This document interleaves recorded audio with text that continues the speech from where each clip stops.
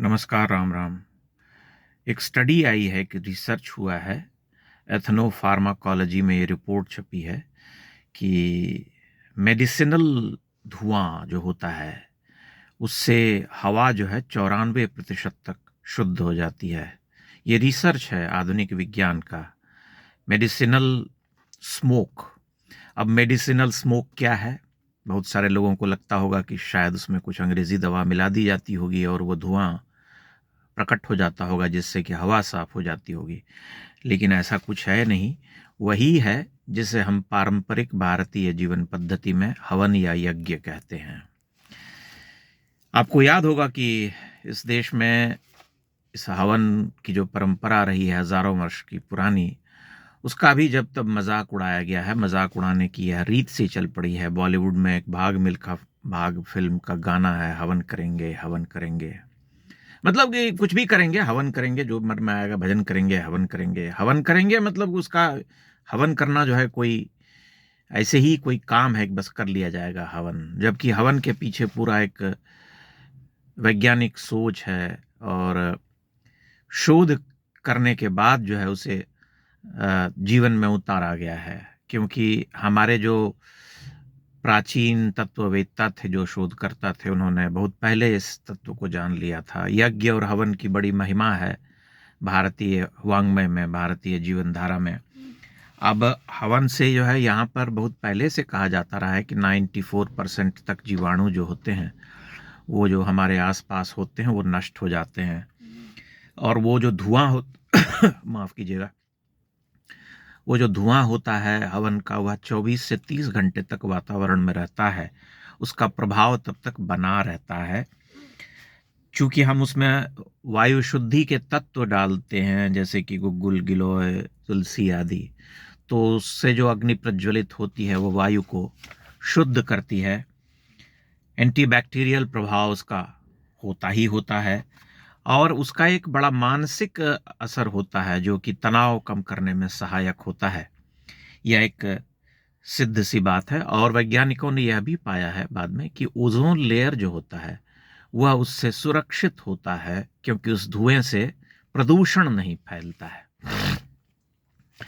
यज्ञ के बारे में, जिसमें हम अग्नि जलाते हैं और हवि देते हैं, उसके बारे में वेद में जो है बहुत सारे मंत्र हैं, बहुत सारे। उन सबों को उद्धृत करना तो यहाँ संभव नहीं है, लेकिन मैं 1, 2, 4, 5 कम से कम उदाहरण देना चाहूँगा ताकि आपके सामने उसकी महिमा को बता सकूं। जैसे यजुर्वेद में कहा गया है कि अग्ने गृहपते सुगृहपतिस्तव्याग्नेहम गृहपतिना भूयाः अस्थूर्णो गार्हपत्यानि सन्तु सतु सन्तु शतं हिमाः सूर्यस्यावृतं मन्वावरते। हे गृहपति यज्ञाग्ने, तुम निश्चय ही पुण्य स्वरूप हो, अतः तुम्हारे साथ रहने से मैं पुण्यवान बनूंगा। इस तरह हम साथ साथ रहते हुए सूर्य के आवर्तन सदृश 100 वर्ष तक संयम नियम पूर्ण जीवन बिताते हुए सविता की ही भांति निष्काम भाव से लोक कल्याण करेंगे। अब देखिए, इसमें बहुत सारी भावनाएं छुपी हुई हैं। वो तो कह रहे हैं कि यज्ञ के जो अग्नि है, तुम पुण्य स्वरूप हो और तुम्हारे साथ रहने से मैं भी पुण्य को प्राप्त करूंगा। इस तरह हम साथ साथ रहते हुए सूर्य के आवर्तन सदृश 100 वर्ष तक संयम नियम पूर्ण जीवन बिताते हुए सविता की ही भांति, संयम नियम पूर्ण जीवन बिताते हुए सविता की ही भांति निष्काम भाव से लोक कल्याण करेंगे। उसी में आगे कहा गया है कि हे यज्ञ कर्ता, तुम भय मत करो। यज्ञ से कर्ताओं के साथ परिजनों के दुख भी दूर हो जाते हैं। हे यज्ञ क्रिया, तू पृथ्वी निवासियों को कल्याणकारी मर्यादाओं से संचालित करने वाली है। ये सब छोटी छोटे सूक्त हैं जो कि मैं बड़े बड़े श्लोक सूक्तों से निकाल करके अनुवाद आपके सामने रख रहा हूं। अग्ने यम यज्ञम अध्वरम विश्वतः परिभूरसी स देवेशु गच्छति। कि हे विश्व में परिपूर्ण रूप से व्याप्त रहने वाले अग्नि, यज्ञ और अध्वर से मनुष्य निरंतर दिव्यता की ओर जाता है। अध्वर यानी अहिंसा रहित। जिन यज्ञों को बहुत हद तक वामपंथियों ने बदनाम किया और इतिहास में यही कारण बताया कि यज्ञ में पशु बलि उसका प्रभाव बहुत बढ़ गया था, उसकी प्रधानता हो गई थी, इसीलिए लोग जो है, और पाखंड बहुत हो गया था, इसीलिए जो है बौद्ध धर्म का उदय हो गया, और तमाम तरह के उटपटांग कारण जो बताए गए थे, उनको यह पढ़ लेना चाहिए कि यज्ञ के बारे में वेदों में क्या कहा गया है। बल्कि उसमें तो यही कहा गया है कि हे अहिंसित यजमान वाले और अत्यंत व्याप्त यज्ञाग्नि, तुम दैवीय गुण वाले बाणों से हमारी रक्षा करो, हम आसुरी मोह ममता के बंधन में न पड़ें, हमारा आहार राजसिक तामसिक न हो। यह प्रार्थना है ऋषियों की यज्ञ की अग्नि से। तब फिर उसी अग्नि को कैसे ये कह दिया गया कि उसमें जो है हिंसा होती थी और पशुओं की बलि की प्रधानता हो गई थी। मैं इस बात से मना नहीं करता हूं कि कभी बलि नहीं दी जाती होगी, लेकिन प्रधानता इस बात की थी कि वह अहिंसा हो, हिंसा रहित हो। इसीलिए अध्वर और यही प्रार्थना भी हम पढ़ते हैं, देखते हैं, सुनते हैं। गीता में भगवान कृष्ण ने कहा था कि यज्ञ करने से देवता प्रसन्न होते हैं।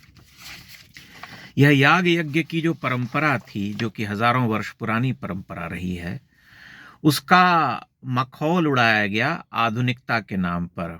जब हम सेक्युलर हुए, जब हमने अपनी परंपराओं को त्याग दिया, हमने पीछे पलट करके देखना बंद कर दिया, हमने मान लिया कि वह जो भी था वह सब अब पुरातन पंथी हो गया, वह सब निकृष्ट हो गया, हमें आधुनिक होकर के सोचना चाहिए। तब हमने यह नहीं विचार किया कि जो सोच विचार करके हजारों वर्ष तक परंपरा चलाई जाती रही, उसमें बहुत अधिक अन्वेषण था, बहुत खोज वृत्ति थी। ऐसे ही नहीं उसे किया गया था, क्योंकि यही भारतीय चिंतन धारा का मूल तत्व रहा है कि जो भी किया उसे बड़ा ही गहनता से, बड़ी सूक्ष्मता से आकलन करने के बाद किया, तभी जाकर के इतने सारे विचार, इतने सारे दर्शन जो है हमारे जीवन में पनपे और हमने उनका जो है निर्वाह किया सदियों तक। इसलिए आज जब विज्ञान इन सब बातों की पुष्टि कर रहा है, तब कई बार हम हंसते भी हैं और मानते हैं कि चलिए देर ही सही, लेकिन आप दुरुस्त तो आ रहे हैं, आप समझ रहे हैं कि भारत में जो बातें हजारों वर्ष पहले कही गई थीं और जिस तरह का चलन था समाज में, जिस तरह की परिपाटी थी, उसे आप गतानुगतिक या पुरातन पंथी कह करके हंस नहीं सकते। आपको बहुत गंभीरता से उसके बारे में विचार करना पड़ेगा कि अगर याग यज्ञ हवन की परंपरा थी तो वह क्यों थी और उसके मूल में क्या छुपा था। आपको याद होगा भारत एक खोज का जब सीरियल आता था एक समय में, धारावाहिक, जो लोग थोड़े पुराने हैं, मतलब मैं समझता हूँ जो 35-40 वर्ष की आयु को पार कर चुके हैं, उनको याद होगा कि उसमें एक गाना बजता था, हिरण्यगर्भा समवर्तताग्रे भूतस्य जाता पतिरेक आसीत, बहता हिरण्यगर्भ सृष्टि से पहले विद्यमान। ऐसे में किस देवता की उपासना करें हम हवि देकर। हवि देकर जो पूछता है उसका अनुवाद है वह।